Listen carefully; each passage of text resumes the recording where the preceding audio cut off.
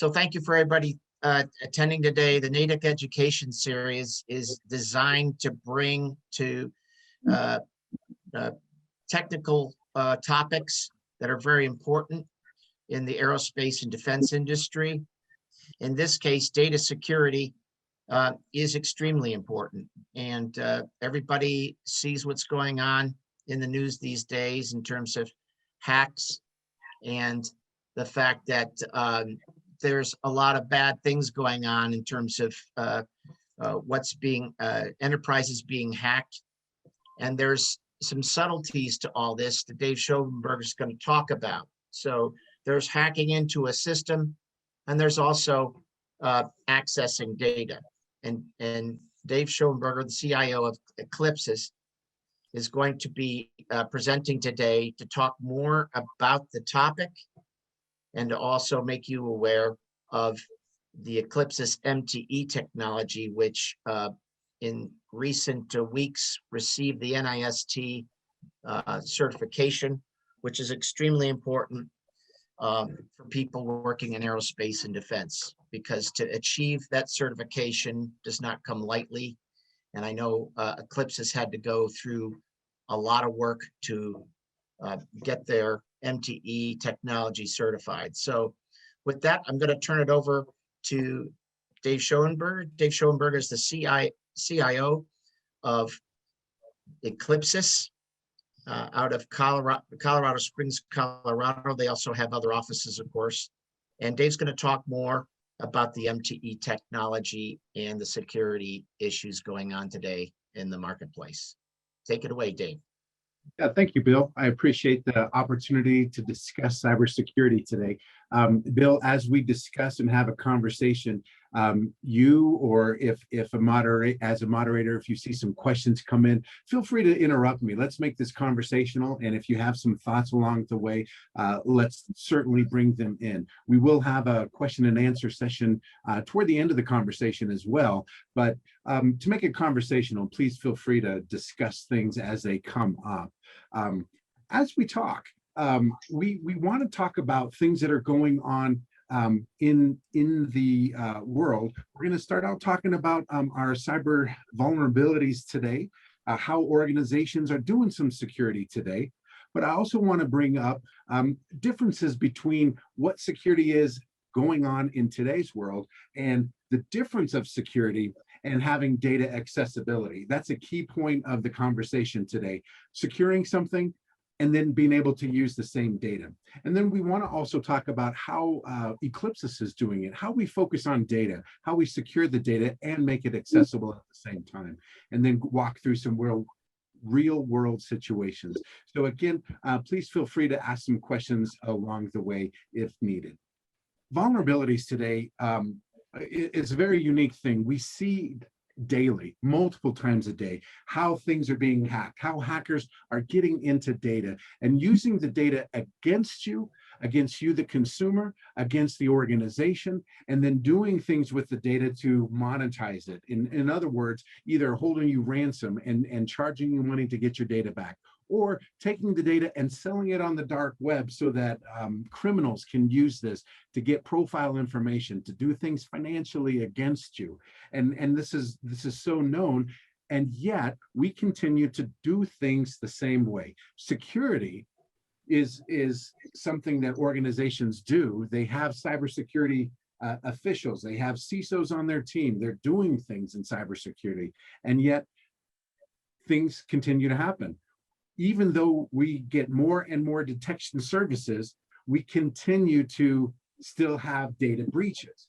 We can see it happening and the data is still being stolen. So oftentimes in some of the breaches that are occurring, and you can even think of some of the breaches that are happening on the gas grid with the Colonial Pipeline.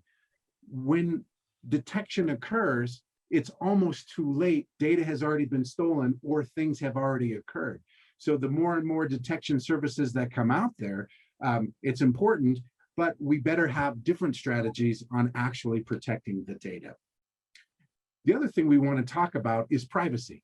Privacy is an interesting thing in a lot of states, including Colorado. Just this past Friday has passed a Privacy Act, which means consumers have the right to make sure that whoever they're sending data to or websites that they're interacting with, they have the right to have privacy for their data, which means I, the consumer, I can contact the organization and say, please delete my data from your system. And yet, privacy is not security. Privacy isn't securing your data, it's just giving you a choice about your data. And more so, what's happening is in the Privacy Act, consumers are saying, you can't share my data, I don't want you tracking cookies, but yet the data is still existing on repositories, in repositories.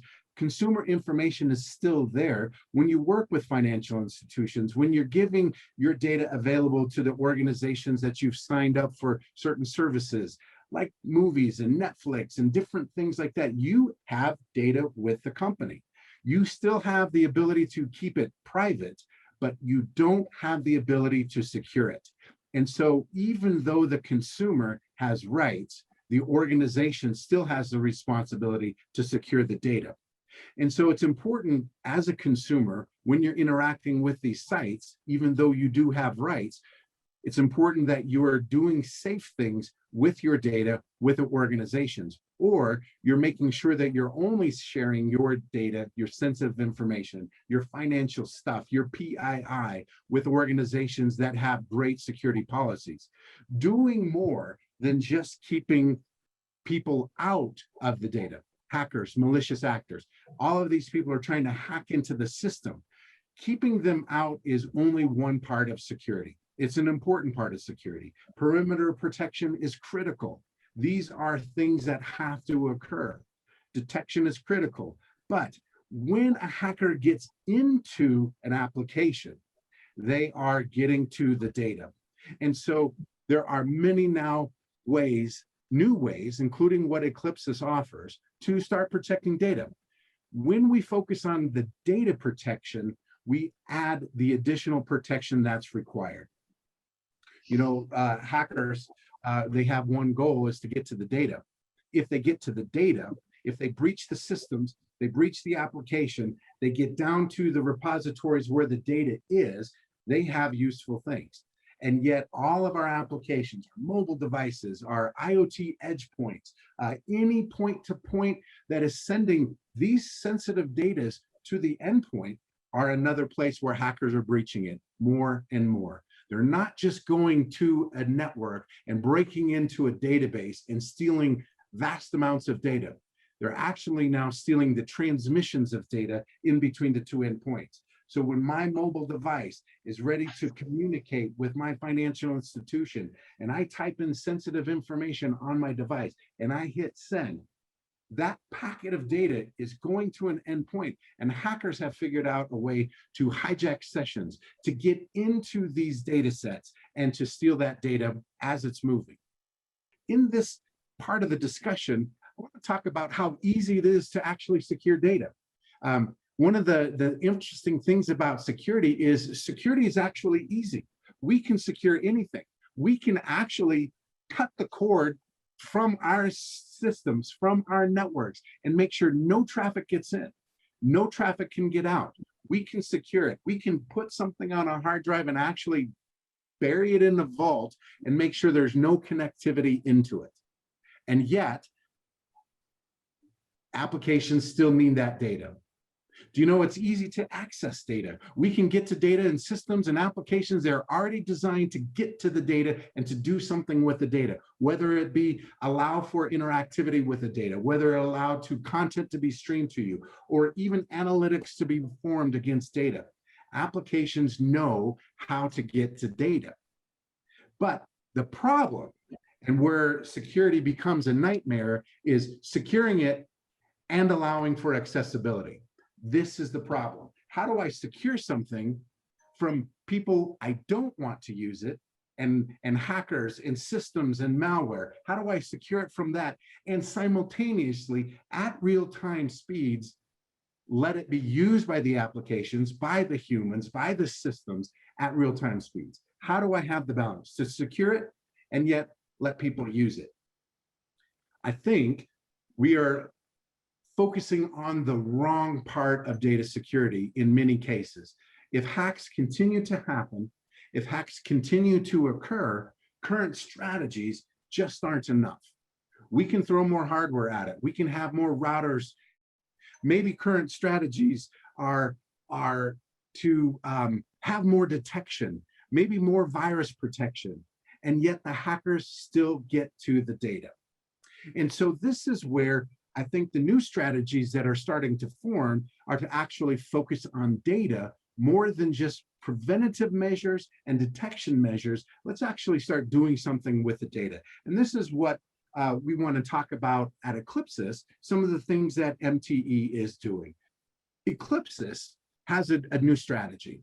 It's complementary to the existing strategies. And I want to make that clear, that we're not saying that what Eclypses does is completely the only thing that needs to happen point forward. We're saying that this is a critical part of your existing strategies, of identifying the pieces of data that need to be secured and making sure that piece of data is actually secured.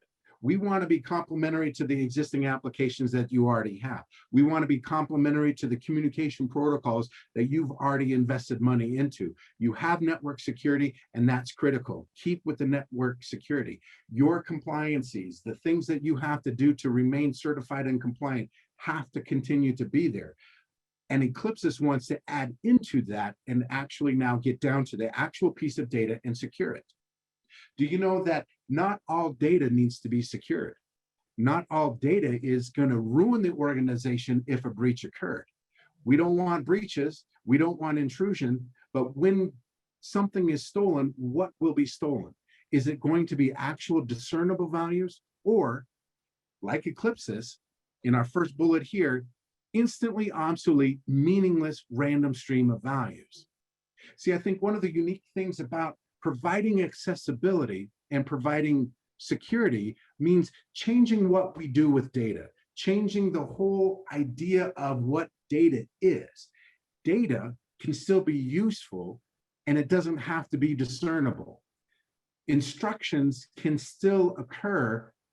Devices can still perform outcomes without actual values even moving. And this is one thing that we've discovered and invented with Eclypses with our MTE. MTE creates random stream of values as placeholders for a temporary, instantly obsolete use of being able to transmit data movements between two endpoints. We can use these as actual substitutes for commands for values, or we can use these instantly generated, instantly obsolete random stream of values to be used as a single-use encryption key. We are able to do this with low latency, and this is another thing that security has to keep in mind.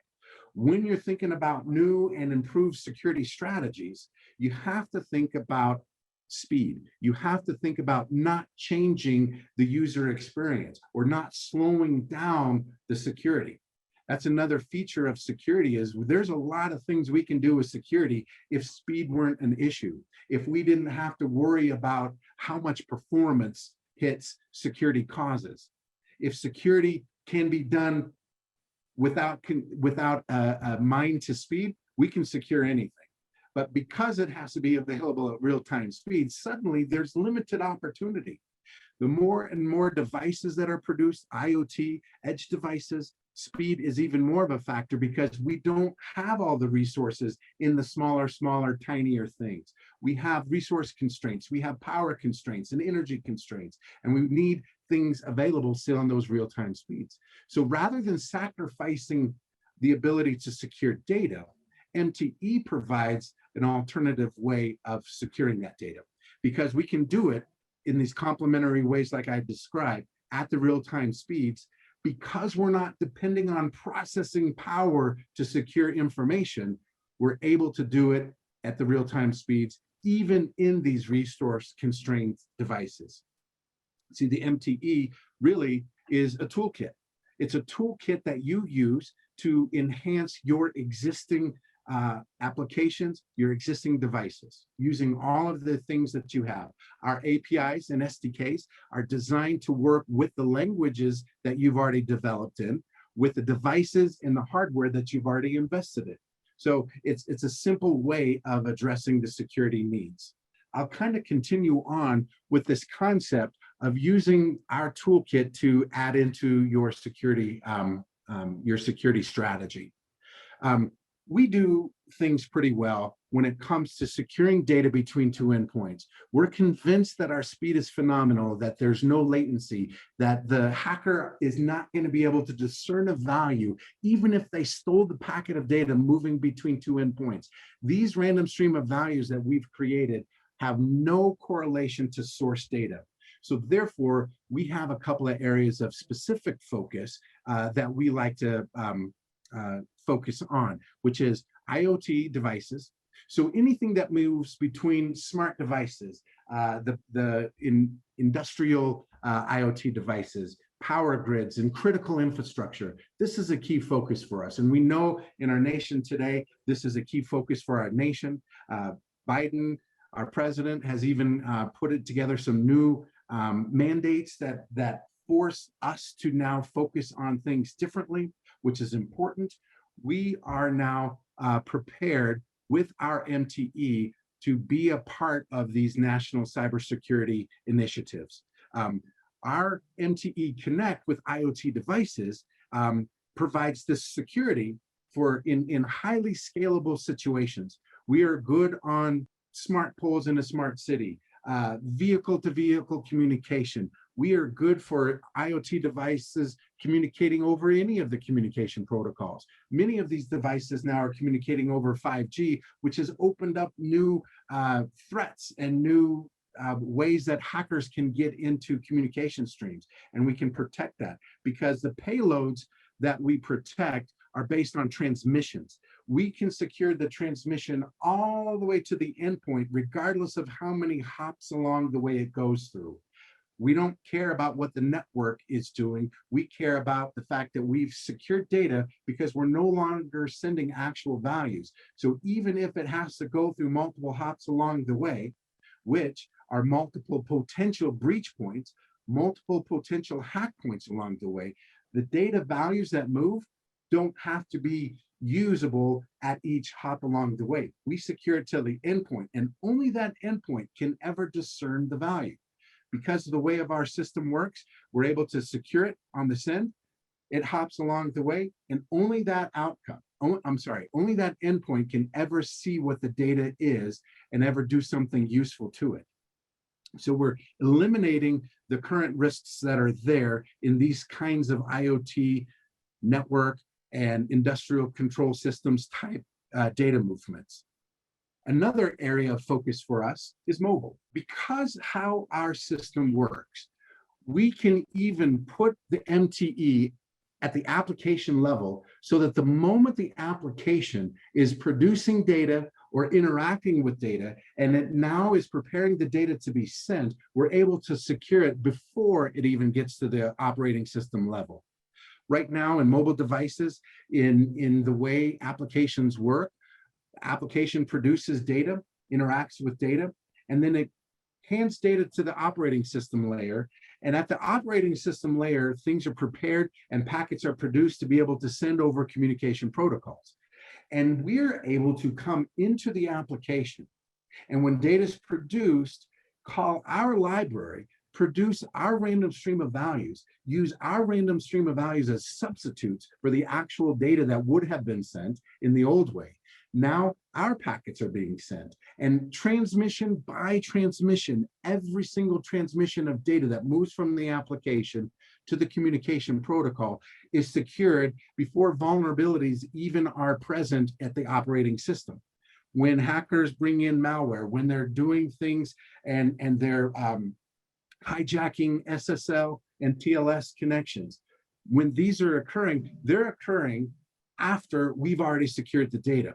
So when you're looking at data security, it's important to have all these other strategies in place. You still want mobile app security. You still want mobile threat detection services. You still want to use TLS protocols for sending that data to a web server. But before it even does that, secure the data with MTE so that every single transmission doesn't even have sensitive data being sent. So if the malware grabs onto a packet, if TLS is hijacked and that session is exposed, the data moving doesn't matter because there's no actual values. These are these random stream of values that are moving. So we're able to address other vulnerabilities with jailbroken or rooted devices, SIM swapping attacks, application-based threats that I've already mentioned. Our system is dealing with the data, so when these other things occur, data is not exposed. And that, I think, is a key new strategy that we want to make sure that organizations are adding into the things that they're already doing. And then lastly, I want to talk about MTE Web. Web-based security is interesting. We know that there are secure websites, and when you go to your bank, you're logging into a secure website, and yet everything that's brought down to your session at a browser level is continued to be hacked.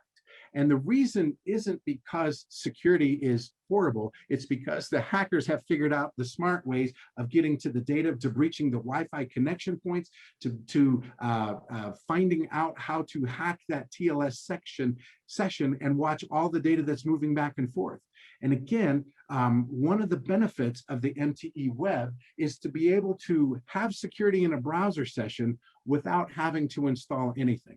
One of the key things about our strategy is to allow the session itself to have MTE paired at the session to an endpoint, which would be that cloud-based server, that web server in the cloud, to be able to use in conjunction with TLS. And TLS is the main protocol for the handshaking that happens between a browser session, a mobile session, and that web server in the cloud. That's a standard protocol. And we complement that protocol, again, because in that browser session, without having to install anything, using WebAssembly technology, we're able to bring in the security into the session, uniquely pair that one session to the web server for that session, and then every transmission is secured. Unlike in just session-based security like TLS, if the session is hacked, everything is hacked. We are securing the session through every transmission of every packet of data moving to the endpoint. So we address the replay attacks, the Wi-Fi eavesdropping, the IP spoofing, the HTTPS spoofing, and any of the hijacking session stuff that's happening today.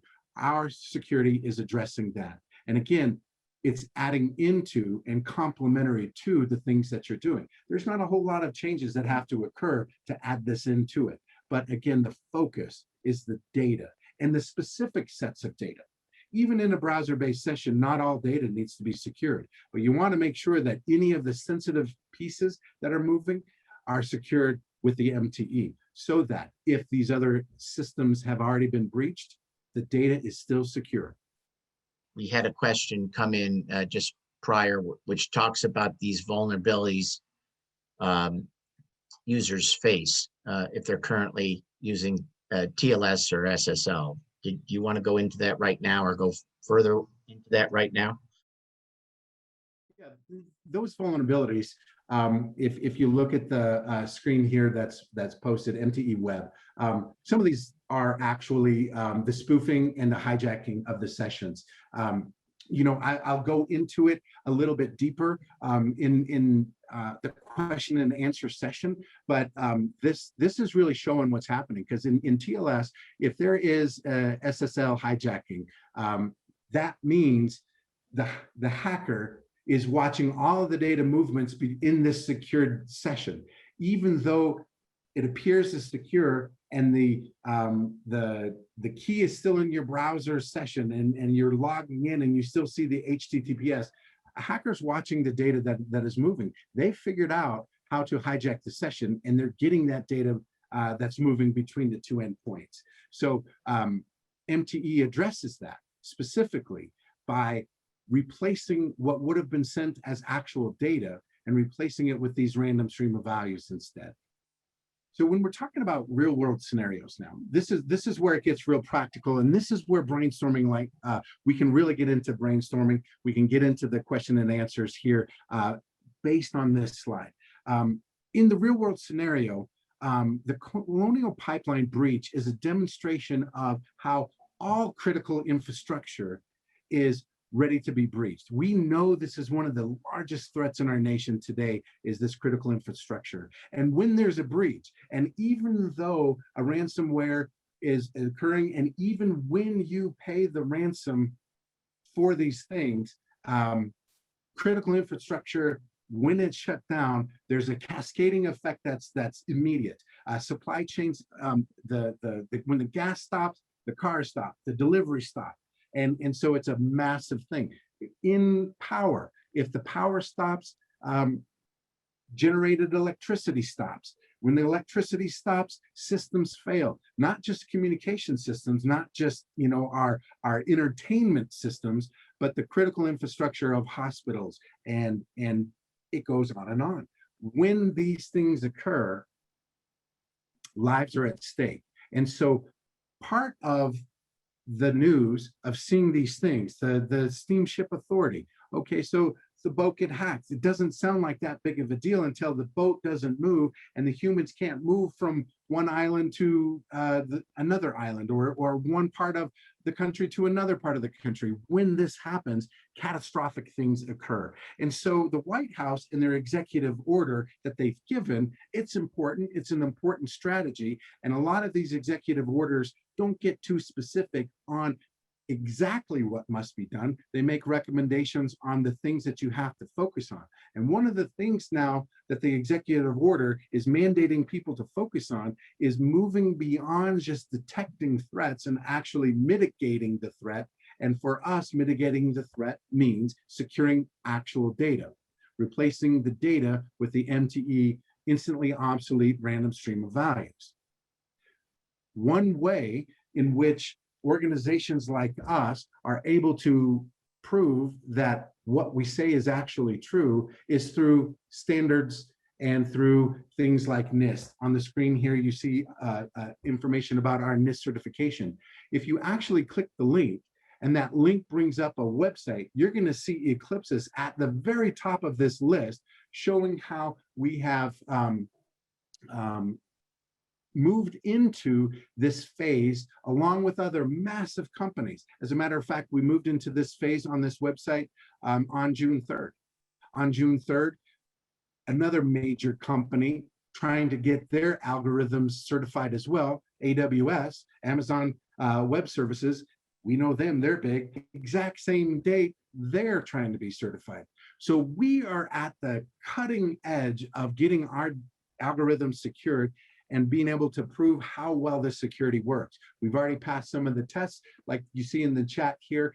We've already finished our code review. This is now into the place where you can trust how the security works. It's already live. The toolkit works. You can put this into your application in hours. It can be running and can improve the security into your organization. So from this slide, I want to move into the question and answer phase. And I want to make this an interactive part of it. It's not something where I just need to talk about it. We have many people in Eclypses on this call as well. And the rest of the team, some of the engineers, you guys are welcome to join in answering some of the questions as they come out. For those of you who are joining in outside of Eclypses, if you have some questions now, please do ask. Okay, Dave, thanks for the presentation. We'll go into the Q&A session. I want to first, of course, give a special thanks to the NHADEC sponsors who help us put on this education series: BAE Systems, Bank Prov, New England Airfoil Products, Nelson Mullins, and K2N Advisors and CPAs. They help us make this education series happen. And with that, I want to go with the first question that came in from Sadir. He says, power plants synchronize alternating current phase across an entire organization's grid and force isolating of their infrastructure. Could this be an important securing point? Yeah, it really. I think, Sudhir, you are asking a question regarding how the different systems are interacting with one another, and absolutely, when systems are able to communicate even things like alternating current phase information, it gives instruction to other systems, analytical systems, to make decisions about how to route energy one way or the other, or even when to increase or decrease certain things on the grid. Well, when, and it has already occurred, when these things are breached, when that hack occurs, that misinformation getting to an analytical engine is going to change the outflow of energy to other parts of the grid, and it can be catastrophic. And therefore, those types of communications, even that little bit of information that's talking about a certain level of current flowing, is going to be critical to secure. And that is very simple for us to secure because there's not much information with it. So we would take a random stream of value and be able to send that to another part of the grid so that then it can be interpreted back into something useful, and then the analytical engines can use it. So those are an example of different places in these critical infrastructure points that we can secure. And any point to point or point to multiple points, we certainly have the tool set to secure that data. Sudhir, is that what you were looking for there? Yes, it is. And I was just going to add, those things have to operate at millisecond speeds to isolate, so that there's no catastrophic damage. So. Sudhir, you bring up a good point, millisecond speed. We know that in present day computing, real-time speeds are considered around 5 milliseconds or faster. And so anything that is occurring at that level is considered real-time speed.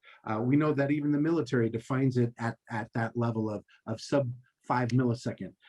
One interesting thing to point out is that in many of these cases, these resource-constrained devices on these kind of power grids, they are unable to provide the level of security because they don't have the processing ability, and they don't have the ability to secure that little bit of data with these little bit of resources. So this is a perfect place for MTE because we are securing this data at factors faster.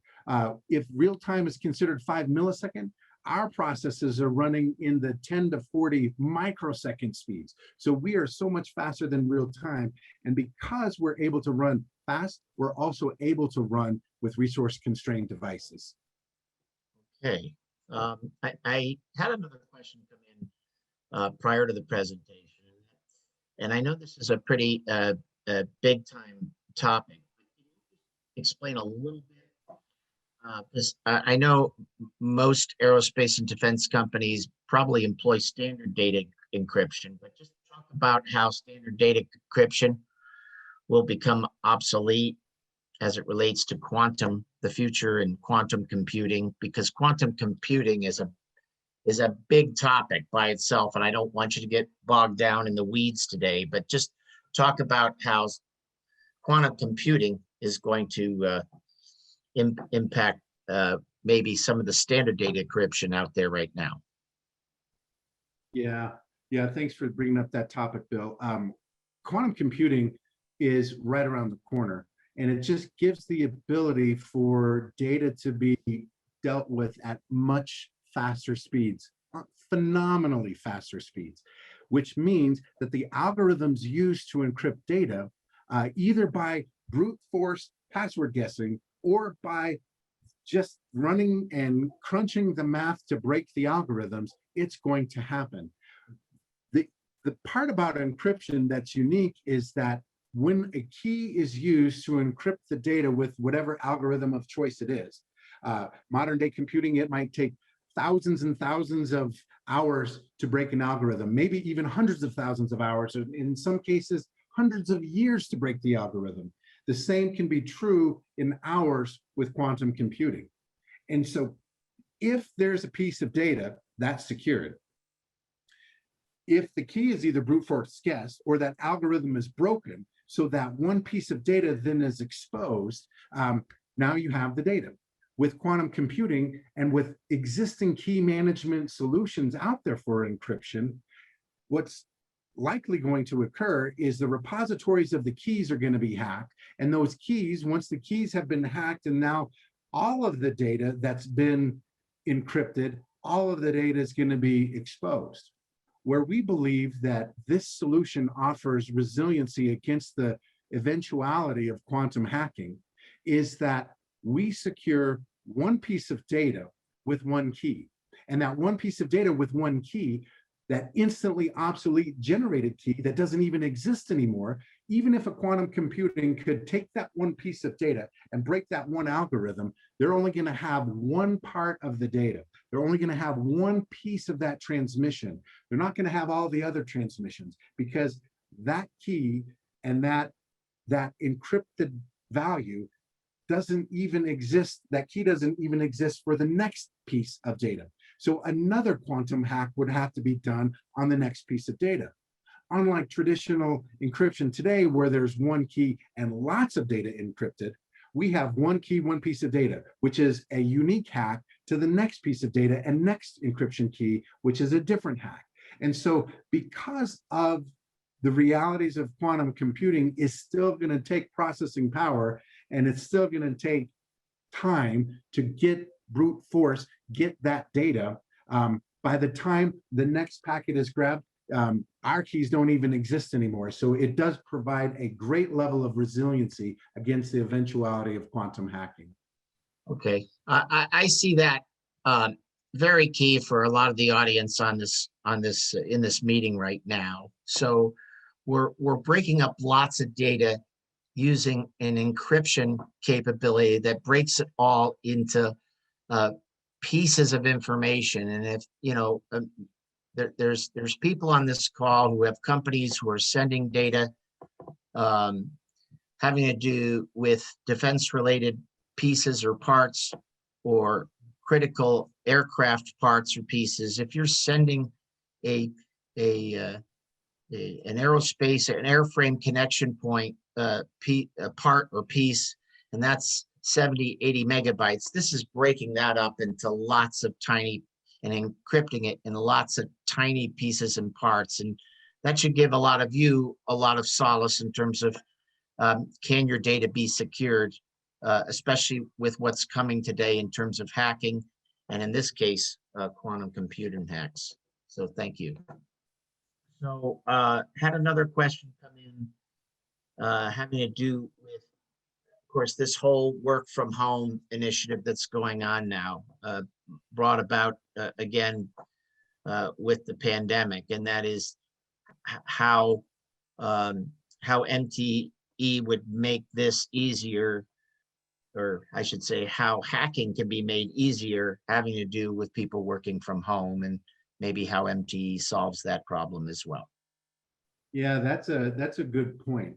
Work from home is a nightmare because when we're working from home, we're having a device with multiple applications on one device communicate out to many different web servers, endpoints, and things like that. And even though I might have a VPN or a secure login to my company, my device still has the potential of being hacked because I've used it for, say, a little game, or logging into a different financial institution, or maybe I'm doing some personal things on my device or my laptop. Because of all of these opportunities that my individual device has of being breached, of having malware, of being compromised in other ways, that means my connectivity, even though I open up a secure connection into my company, I'm opening up a secure connection to let everything that's happened on my device potentially breach through this secure connection into these endpoints. If these organizations are concerned about getting and limiting the ability for anything that's happening on my device from causing a threat, well, I can secure my application that is going to go through that VPN into my company, and only that application is really able to be paired with the endpoint, and only this one application is going to be able to send individually randomized, unique, instantly obsolete packets to that endpoint, and only that endpoint is going to be able to discern the value. I can eliminate all these other potential threats if I secure the applications that are going into my place of business or to the place when I, as a company, I want only these individual installed applications to ever communicate into my organization. I can limit all this other nonsense that are happening on these devices. Because remember, we are securing the operating system. We're not securing everything on the phone. We're just securing one piece of data from one application the moment it needs to be secured before it gets to the VPN, before it gets to the operating system, before it gets to any of these other communication protocols.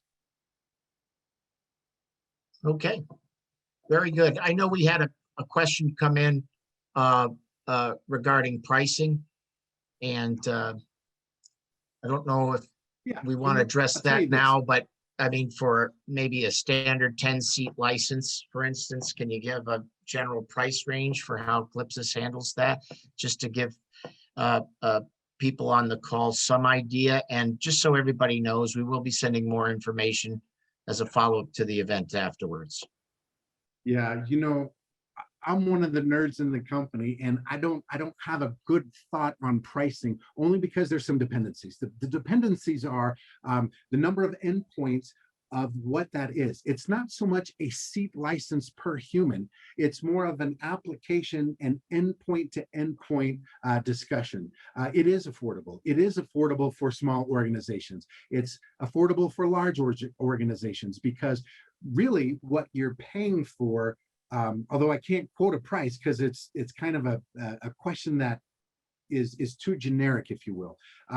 But I can tell you that it's based on what you're doing, not based on how many people are in the company or how big your organization is. It's a point-to-point license, and there's a lot of dependencies with that. I don't know if anyone else on the Eclypses team wants to jump in on that, but some of the subsequent information followed up. We can get into that one-on-one conversation, Eric, with you, and our team can talk more specifically about the pricing strategies for your unique situation. That's fair, Dave. And you know, we intended this to be a technical briefing on the technology today, but I will send more information after the presentation, everyone. So is there any other technical questions today? Here's a final question. In doing 5G video and data for defense and healthcare, will MTE remain safe from quantum computer capabilities and near real-time delivery of video? Yes. Sudhir, this is a great question. You know, one thing that 5G is certainly doing is allowing for data to be delivered quicker. And the quicker data is being able to be delivered, it opens up some new vulnerabilities in the ways that hackers, even like you asked, the quantum computing can get to the data. Prior to MTE, one strategic way of securing the data from a video, live streaming video, or data traffic from healthcare, or things like that, is to secure the session, and everything moving in that session is secured. Well, again, we've talked about this. If the session is breached, if the keys are exposed to that session, then all the data moving back and forth is secure.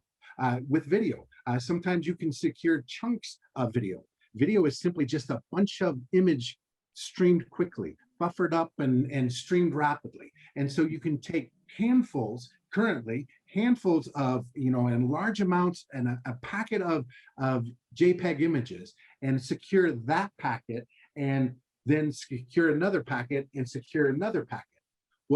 Because we can do these things so rapidly and generate these encryption keys and never even have to send an encryption key, it's just derived on the other side, we're able to secure every frame of video without any latency, with no noticeable lag. And so every frame of video is going to be secured, or every piece of that financial record, or that defense information, or that MRI file of data collected in healthcare.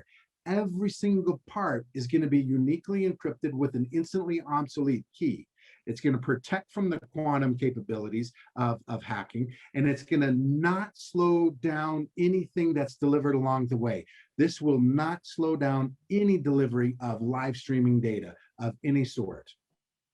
Well, we're bumping up to our time here. I want to again thank our sponsors, of course, for supporting our education series. Dave, thanks so much for making time today.